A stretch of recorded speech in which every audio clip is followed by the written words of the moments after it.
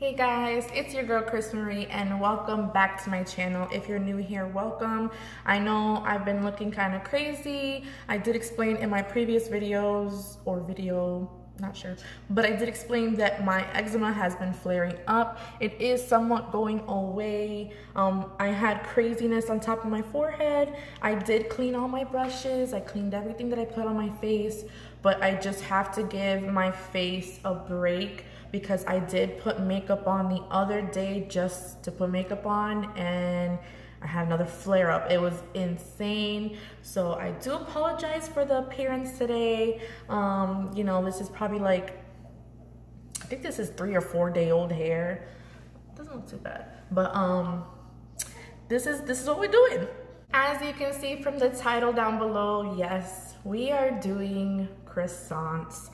A lot of people back home and in my family have been wanting this recipe, and I've been kind of like holding it dear to my heart because this is my golden recipe. This one and cinnamon rolls, but this one I hold dear to my heart. I literally had trial and error with this recipe for a whole year, you guys. And I finally got the right amounts, ingredients. Again, when making recipes, it's all about trial and error.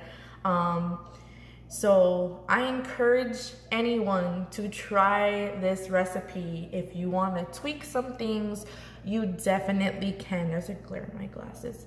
You definitely can. However, this is what I've come up with. This is what works best for me. I actually used to make a lot of croissants back home for my previous job when I used to work at the bank before we started this whole military life about a year and a half ago. So this was one of the recipes that a lot of, like I said, people that I know from back home would ask for, and I was just like, nope, I'm not giving you that recipe, nope. I used to make this for my husband to bring to work as well before he joined. And this is just one of the things that he loves the most, that he was like, no, I am not sharing at all. Yes, this video is a well-weighted video, so I appreciate anyone who shares it, likes it, gives this video a big thumbs up. Please subscribe to my channel if you haven't already. And if you have, I just want to come out here and say thank you so much for supporting me. Whether you like the videos or not, either way, it's good support. Especially now that I'm alone. Yaya, which is my mom, is back home already. So I may or may not be alone for the holidays, which is totally fine. I get it. This is what being a big girl is all about, right? All right, so with that being said, guys, as per usual, I will be leaving the list of ingredients down below. I encourage you guys to watch this video 2 times, or at least 1 time, and skim through the second before attempting this. Again, watch this video before attempting this. If you try to do it while watching the video, you will mess up. I've done this plenty of times. So please, you know, yeah. Guys, like I said, per usual, I'll be leaving the list of ingredients down below. Comment down below as well if you attempted this recipe. I would love to see who attempted my recipe. Because again, this is like some hard work shit. This video may or may not take 1 day or 2 days depending. Right now it is 10:48 in the morning. So if I do start now and stop blobbing, I should be able to make some tonight. If not tomorrow morning, not a big deal. If you haven't already, go ahead and hit that subscribe button down below. Hit that notification bell on top as well so you're notified every time I post. I do post twice a week, but I don't have a set day at the moment. And as always, let's get into the video. All right, guys, you know the drill. We're gonna start showing you what I use. Now, just something quick, sorry if I sound congested. It is 2:30 in the morning as I'm editing this. Just fed Akira, and yeah, I figured I'm up, why not edit this video so I can put it out for you guys. As you can see, this is a long video, so I want to apologize in advance, but I wanted wanted to make sure I got every detail in here as possible for you, to make it possible for you guys to make this recipe. And you guys know my sugar container, yes. And as you may notice, this is an old pre-recorded video. No, I do not have that long hair. Thank God, man. My ends were looking crazy. Now you guys know how I feel about that sifter. That is very important for this recipe. Now, per usual, we're going to add our water in to start with our sugar and our yeast. The sugar is going to help the yeast activate as well. So you want to make sure you give this some time to settle, let them meet, let them mingle, and I guess let them have foam babies. I don't know. Guys, I'm tired.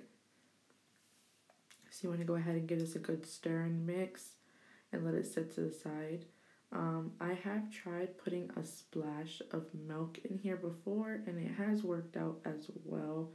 But this is just the original form of how I do these croissants. So into this bowl, we're going to go ahead and add our flour. And this is the most important step because you want to make sure you sift your flour.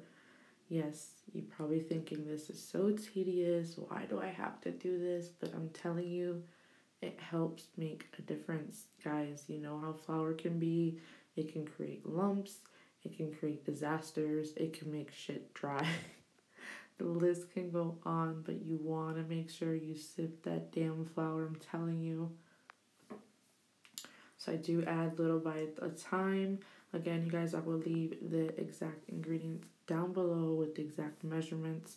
But yes, make sure you take your time and sift that damn flour. Now this is optional. You don't have to sift the salt, but you know, I just do it anyway. Now, if you're wondering, yes, we are using salted butter and salt. I've had a lady who worked at a bakery who actually told me to do this when she used to come to my bank when I used to work there, and I did it, and ever since I did, my croissants have been better than ever. So you are more than welcome to use unsalted butter sticks, but yeah, this is a game changer right here. Now you want to make sure you cube that part of the butter for the dough and make sure it's soft like you saw. If not, throw it in the microwave for 15 seconds. Don't melt the butter, just make it soft enough so when we do stir it in this dough, everything is incorporated. Now you can use a stand-up mixer. It is highly recommended. When I moved out here, I got rid of my little dingy, little cheapo stand mixer. I hated that thing, so I got rid of it. But like you can see, this is totally doable with a wooden spoon, plastic spoon, or just old-fashioned hands.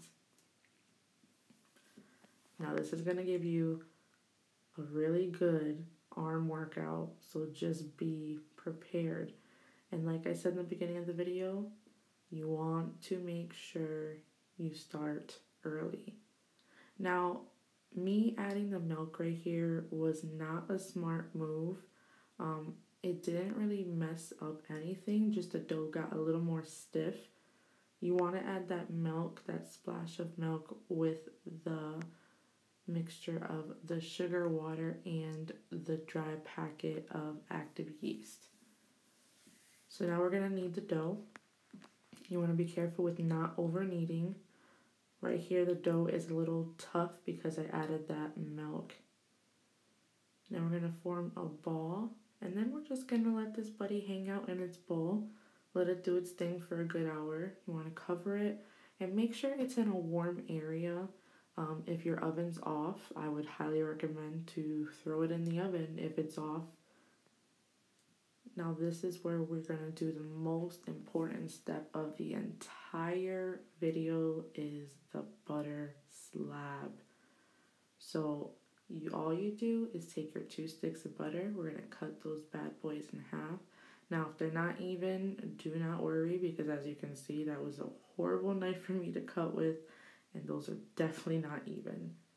But this is manageable, this is fixable. Butter is easily to manipulate, and mold.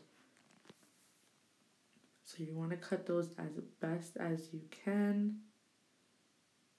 I don't know what I'm doing here. And then we're going to line them on the parchment paper or wax paper. And you want to make sure you have enough room to bend over on those because we are going to be rolling these out with the rolling pin. Again, if you don't have a rolling pin, you can use whatever you have in your kitchen. You can even use a can of beans. Now give some room where the fold is at because we are going to be rolling. Like I said, the butter is going to be moving around. Now this is important. You want to just push down to help you roll and gently roll and just keep turning that paper around. And then we're going to roll. We don't want to get too thin and too thick. Now as far as the edges, don't be alarmed because we're going to fix that. I'm going to go ahead and take an offset spatula and make a somewhat perfect square. And all you're going to do is just add that butter right on top, guys. We're not letting any butter go to waste. You just add that right on top because we're going to roll that right back out. I cannot express how many videos I've seen actually on here where people throw it out. It's like, what are you doing? So go ahead and push that into the butter and then just roll it out. Doesn't have to be perfect, guys. No one's going to see this butter slab in your croissants. And then we're going to fold it just to keep its shape and form. This just helps keep everything neat and organized as best as you can. And you want to do this while you want to do this while the dough is sitting because that butter slab needs to be cold, guys. This is going to sit in the fridge the entire time, okay? It needs to be cold, solid. So you want to make sure you get really good quality butter sticks. I know that Irish butter is a really good brand to get. But get some good butter. And that's how thick we're going to do it. So now it's been an hour. We're going to take our dough. It rised a little bit, not too much. This could obviously mean you overworked it a little bit too much. Nonetheless, it's still going to be manageable. Just you got to put a little more elbow grease, that's all. So you're going to make sure we flour our rolling pin and we're just going to push that dough out continuously, turning the dough around, flipping it over because we do not want it to stick to that countertop. And like I said, the dough is a little stiffer on this side, so we want to just work that gluten and get everything to stretch out. Nothing but a little more elbow grease. So once you got this somewhat stretched out, you want to start measuring your butter slab to know how much room you need for this to be stretched out because you don't want to overstretch it and you don't want to understretch it, if that makes sense. Alright, so once we have a pretty good solid stretch out of the dough, you just want to take the sides and bring them up to somewhat of a sharp edge, just so when we lay that butter down, everything kind of matches up and there's no butter corners exposed. So this is also why it's important that you wrap this butter in either plastic wrap, or not plastic wrap per se, but wax paper or parchment paper because it's easier to take it out and put it back in the fridge. And it's way easier to do this, guys. I mean, look at how simple and easy this was to do. And all we're going to do is take those edges, bring it up a little bit because we don't want the butter exposed. Fold that flour over and just press down on the edges. Now we're going to take a rolling pin and lightly push in between and roll. Now the one thing that you don't want to do is be too rough with this because you can break up the butter and you run into the butter melting into the dough. Hence why you will have less layers than you originally are supposed to. So we're going to go ahead and carefully roll this out. As you can see, one side is a little longer than the other, that is totally fine. It happens, guys. The end results are not going to matter when it comes to that. So you don't have to worry about the edges being longer than the other, because we're going to fold them up. But if it does bother you, you can just roll it out diagonal like I just did here. So we're going to go ahead and fold up the sides like an envelope, and then just press down. And this is your first layer, as you can say. And we're just going to push in again, rolling that dough out, making everything uniform and as best as possible. Again, it doesn't have to be perfect. Just make sure that everything looks good. Now, you do want to work fast and make sure your countertop is not warm. Make sure your oven's not on. Make sure your house is cool, because this is a big, big, big, big influential thing. When your house is warm and you're trying to make croissants, it is not possible, guys. I live in South Carolina and I rarely make these, but let me tell you, the day that I made these, it was nice and cold. My house was nice and cold. My counters were cold. I made sure I did not cook in my house until I made these. So you want to go ahead and double wrap it in plastic wrap, and we're going to go ahead and let this chill in the fridge for an hour to 2 hours. Now, I let this chill for 30 minutes. It's fine, but you want to ideally let it chill for about 2 hours. Then you're going to go ahead and take it out of the plastic wrap, and we're pretty much going to do the same exact thing, guys. We're going to roll it, we're going to fold it, roll it, fold it, and we're just going to put it in the fridge again. It's all about the consistency, it's all about the layers, and it's typically all about keeping that dough nice and cool so the butter does not melt in. You don't want to be doing all this work and then you have no layers, guys. It's happened to me in the very beginning. Oh, if only I recorded that, man. Oh, before and after, that would have been awesome. So you want to go ahead and give yourself a good, nice roll. I just love looking at this, honestly. This looks so nice.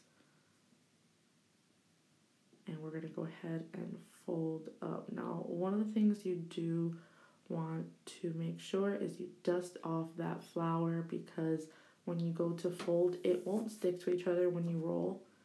And then it's going to give you complications in the long run, trust me. And we're just going to pat down, roll again. Now, you see that little edge over there? My little friend over there, he's breaking apart. We're going to fix that. All you got to do is pinch that together and it will come together. Do not worry. But the one thing that you do want to worry about is, you see how hard I am rolling that dough out? Yeah, this happens. This right here. Butter gets exposed. Dough starts to show. You want to pat the flour in advance, guys. Just don't push down too hard, because then that also ruins your chance of a lot of layers. Now, you will see at the end of the video, if you are watching through, or unless you already fast forward, because my voice is probably annoying. I do have a lot of layers, but I don't have as many as I usually do, and that is because I was pushing down on the dough, and I didn't let the dough rest for 2 hours. So let the dough rest for 2 hours, guys. Give yourself something to do. Give yourself a break. If you're willing to make croissants for an event or anything, give yourself the day before to do it. Sometimes that works out too. Now you can see the layers don't look as defined as they should, but they're there. And we're going to go ahead and put this little buddy away, because we're not going to make all these croissants when it's just me and Akira. And you're going to put it in an airtight freeze bag. And this can go in the freezer up to 3 months, guys. 3 months. So why not?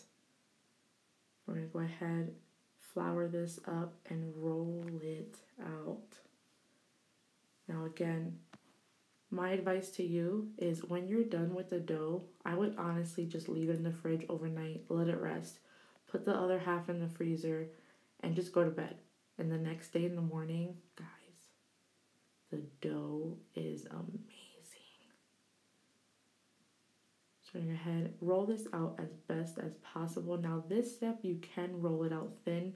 You actually want to roll it out as thin as you can. You're not going to ruin the layers, do not worry. But this step, you do want to roll it as thin as possible, so that way when you're rolling up the croissant. Now there's two different ways you can cut this. You can cut it the traditional triangle way. You can cut it the long way.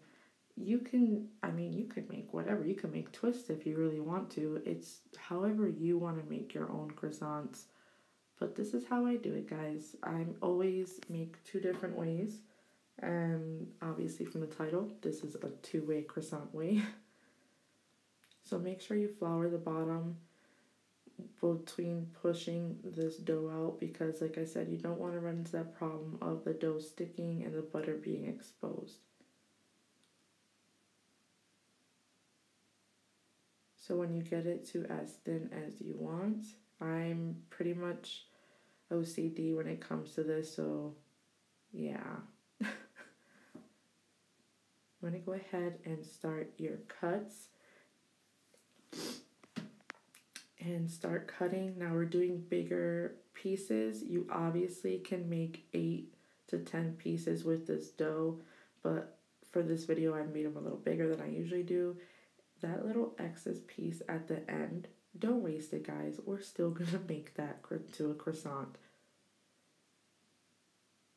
So yes, you definitely can make this into 8 to 10 pieces, but like I said, I just wanted to make 4 big ones and my little guy on the side that's hanging out.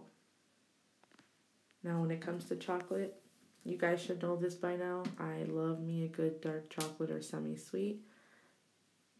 You definitely can use milk chocolate. There's no hate against milk chocolate, but I just do not prefer it. Now when putting stuff in the inside, you want to push down that dough because you want to make sure that it's pretty much trapped in there. You guys can definitely put more chocolate into this croissant. I just prefer this amount. And I rolled it out because I want to make sure everything is securely tight. You want to make sure you pat down the bottoms of it, and this is going to help stick to your croissant and blend it in just like so. So you're pretty much, it feels like Play-Doh when you're doing this, but you know, to some this might be tedious, but this is actually really important because when the dough starts to rise, you run into the croissant, chances of it opening up. That's happened to me before. And then with our normal croissant, we're just gonna stretch out the top, stretch out the bottom, roll down. And as you can see, as I roll, I pull back a little just to tighten up. And then we can just do a beautiful little curl. Oh, those are so pretty. I never actually watched my work, so maybe this is a good thing that I did YouTube, so I can actually look at what I do and appreciate my hard work. So this is the little guy we left behind. We're not leaving him behind. We're going to eat him too. Don't let no dough go to waste. No butter go to waste, guys. Now the egg wash is simple. You're just going to crack an egg, throw a little bit of water in there, and you want to whisk it really, really, really, really good. You want to make sure that there's not like yolk and then egg whites, because when you go to brush that on your croissants, it will show. That's happened to me too. Like I've said in the beginning, guys, I've had a lot of trial and error with this recipe. Now, you definitely want to make sure you have a brush to brush this on. If you don't, hey, I used to use a makeup brush that I never used, or I had one that I used once and I washed it, and that was my baking brush. So whatever you have, utilize.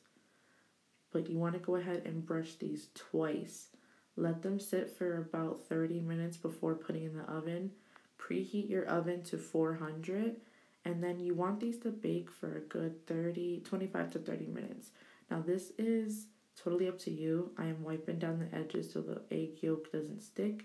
And then I'm adding that sea salt on top. That is also optional, guys, but you don't want to skip that step at all. It's very, very, very, very important. Now I'm at the 15-minute mark, so we're halfway. And as you can see, they're looking a little pale. So what I usually do is I pop them out, and I'm going to throw the other 2 coats of egg wash, guys. Yes, you see that croissant right there, how it busted open? And that's what I do.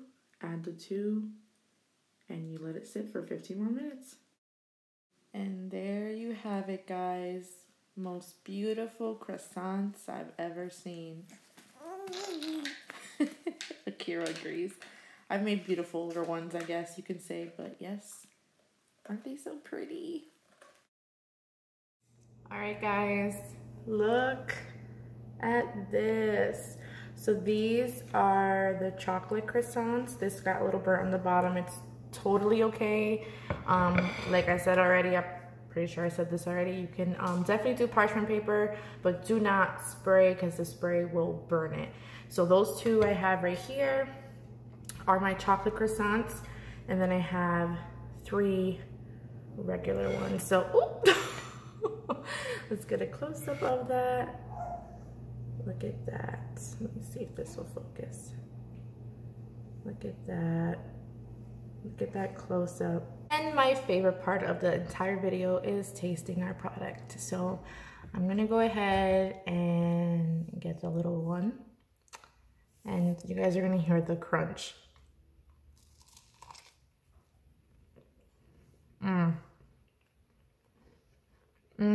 I haven't made these since I was home. It's like a 1.5 years ago. Yeah, when I was pregnant, I wanted to make these, but every time I try to make them, like, I don't know if it was like pregnancy brain or something, but like my brain was all jacked up. My recipes and certain things weren't coming out right. Look at that, guys, the layers. You see that? Oh, here we go. Look at the layers in that.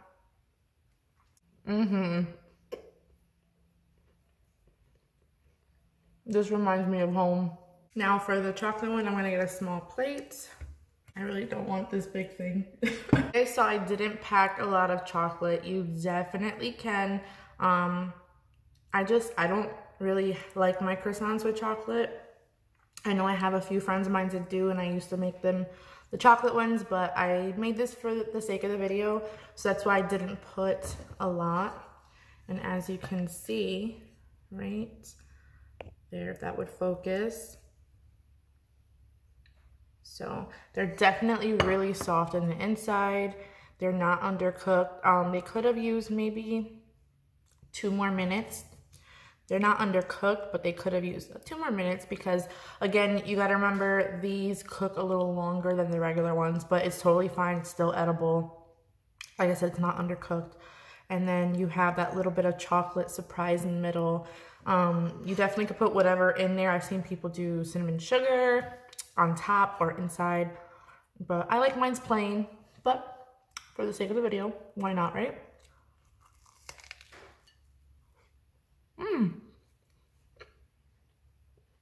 It's really good.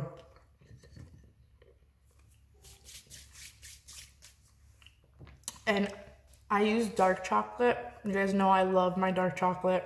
The dark chocolate definitely complements the salt on top, the sea salt. So definitely when you're picking a chocolate, if you are gonna use sea salt on top, pick something that complements it.